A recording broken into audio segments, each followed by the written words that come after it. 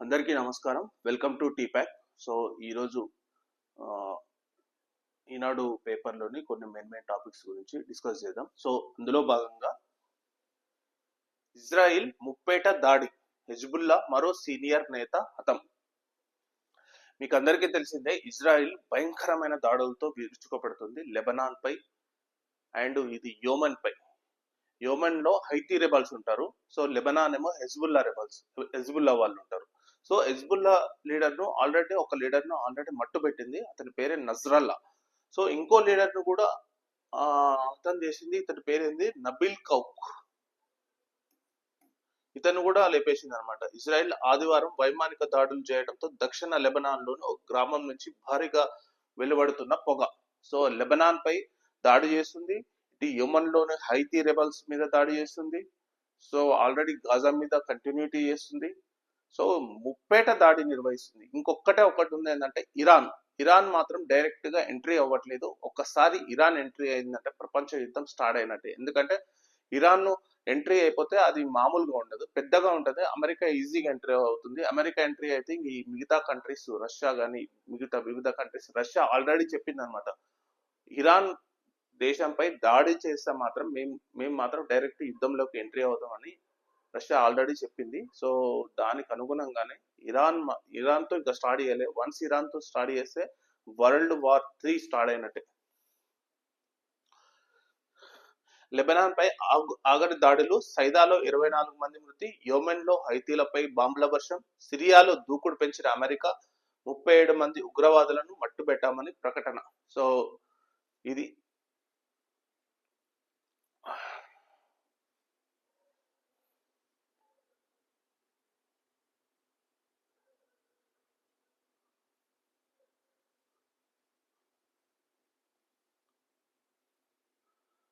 స్వతంత్ర శతాబ్ది ఉత్సవాల నాటికి సుసంపన్న భారత్ అని ఒకటి ఇచ్చింది. 2047 కల్లా $55 ట్రిలియన్ ఆర్థిక వ్యవస్థగా భారత్. ఇది ఈ టీవీ ముఖాముఖిలో IMF India ED Krishnamurthy Subramanian. So తను కృష్ణమూర్తి సుబ్రహ్మణ్యన్. సో 2047, సో 2047 వచ్చిందంటే 100 ఇయర్స్ అన్నట్టు. స్వాతంత్రం వచ్చి భారత్ కు 100 ఇయర్స్ అవుతుంది. ఆ 100 ఇయర్స్ వరకు ప్రెసెంట్ గా $55 ట్రిలియన్ ఆర్థిక వ్యవస్థగా భారత్ ఎదుగుతుందనే నమ్మకం. కానీ ఇప్పుడు ప్రెసెంట్ గా భారత ఆర్థిక వ్యవస్థ ఎంత ఉందంటే $4.5 ట్రిలియన్ ఉంది. ప్రెసెంట్ గా Indian economy $4.5 trillion. Highest economy first place లో ఉంది ఏంటంటే అమెరికా, 25 to 30 ట్రిలియన్ ఎకానమీ ఉంటుంది. సెకండ్ ప్లేస్ వచ్చేసి చైనా, 13 to 15 ట్రిలియన్ ఎకానమీ ఉంటుంది. థర్డ్ ప్లేస్ లో జపాన్ ఉంది, అది కూడా 4.5 ట్రిలియన్ ఎకానమీగా ఉంటుంది. థర్డ్ ప్లేస్ లో జపాన్ ఉంటుంది. సో జపాన్ ప్లేస్ ను ఆక్రమించవచ్చు అని చెప్పి చాలా రోజుల క్రితం అనుకుంటున్నారు. సో థర్డ్ ప్లేస్ కి వెళ్తుంది ఇండియా. $5 ట్రిలియన్ ఎకానమీతో థర్డ్ ప్లేస్కి వెళ్ళొచ్చు అని చెప్పి మనం అంచనా వేయొచ్చు అనమాట.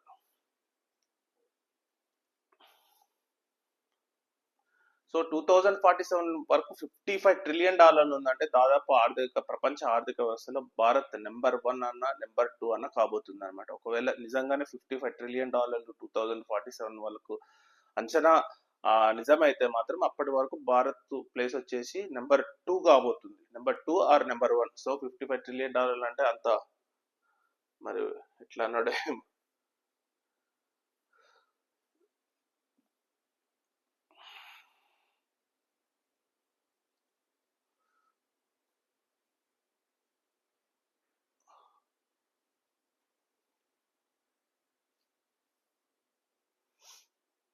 సేమ్ ఇదే.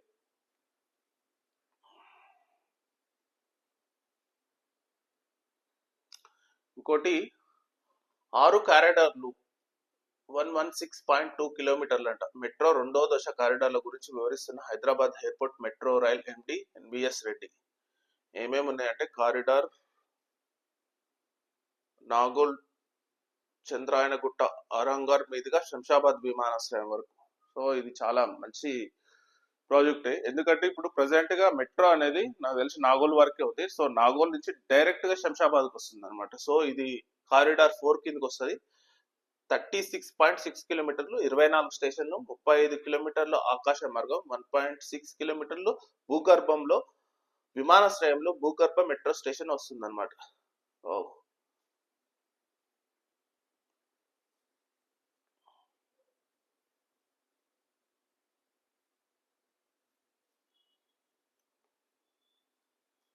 సో 36 కిలోమీటర్లు అనమాట. 36 కిలోమీటర్లు ఎక్కడి నుంచి?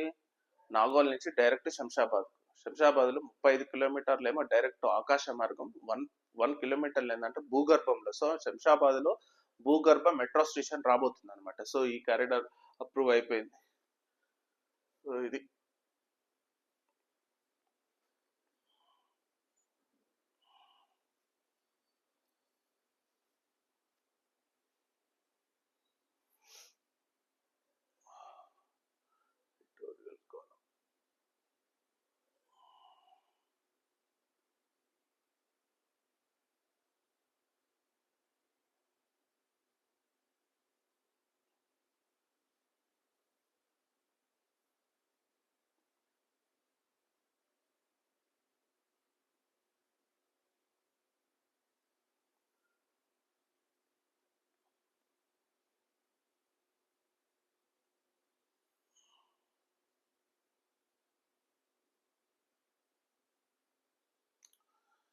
నేషనల్ ఇష్యూలోకి ఒకసారి చూస్తే,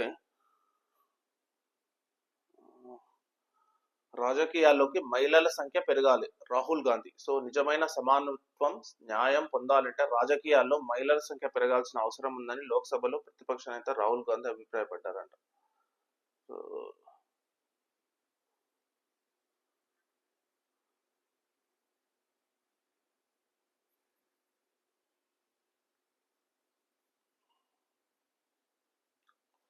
నిన్న తమిళనాడులో దాదాపు ఒక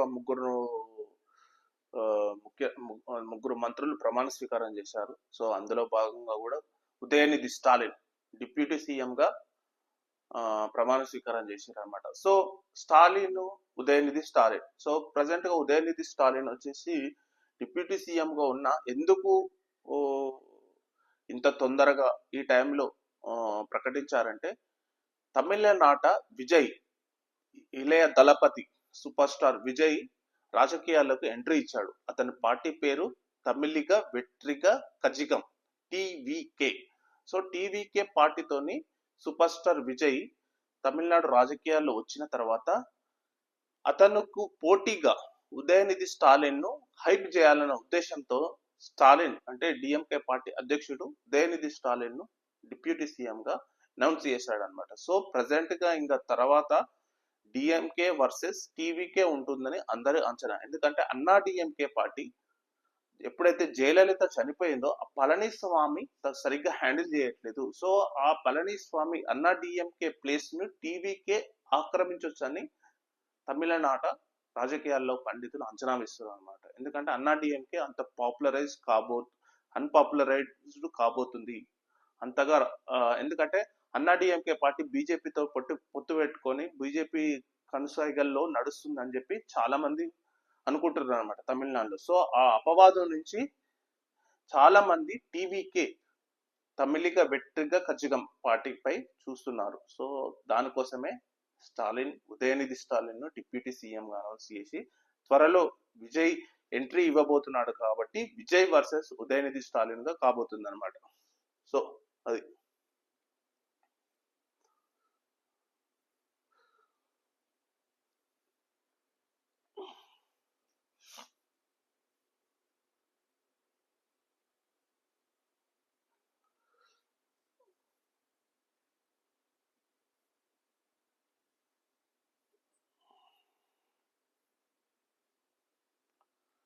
సో ఇదండి news analysis. Thank you very much.